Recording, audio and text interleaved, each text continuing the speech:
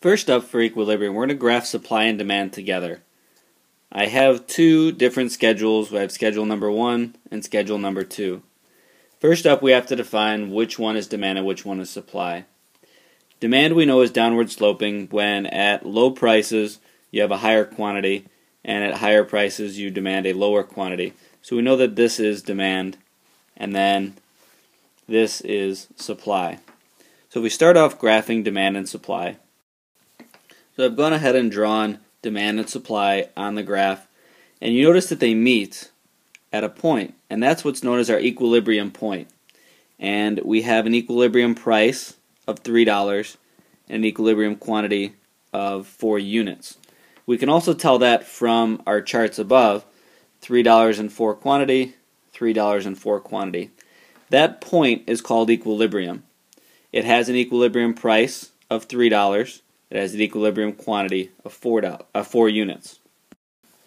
So the definition of equilibrium is a situation in which quantity supplied is equal to quantity demanded at a single price, or where those two lines intersect.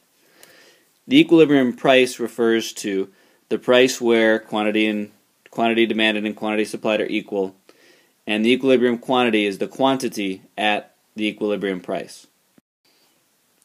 Another way to describe what happens on our supply and demand curves when we put them on one graph is disequilibrium. That would be at any price or quantity that is not equal to the equilibrium price and the equilibrium quantity. There are two unique situations, the first of which being a surplus. A surplus means when there's more supply than there is demand. There's too many goods and not enough demand. It is also can be described as when price is greater than the equilibrium price, when there's too much supply, and that suppliers should lower their prices to increase their sales. I've drawn a supply and demand graph. In black, you notice that here's my equilibrium price and quantity, $3, 4 units. But let's say that for whatever reason the price of the good is going to be $4. What we notice is that at $4 supply and demand do not intersect. $4 would have a quantity demanded of 2, and at $4 the quantity supplied would be 6. Leaving us a difference, or a surplus, of 4 goods, or 4 units.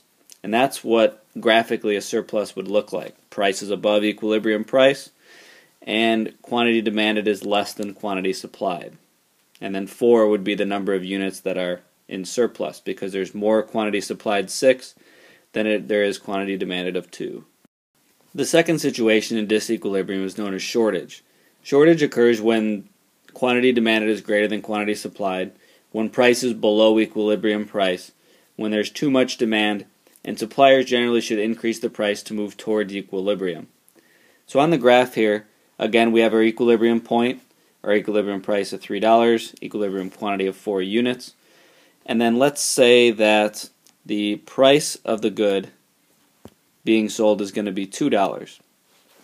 So at $2, you notice that our quantity supplied, because this is our supply curve, our quantity supplied is 2, but at $2 our quantity demanded is 6. So 6 people are willing and able to buy or consume at that price, but there's only 2 units. So we say that this would be a shortage of 4 units.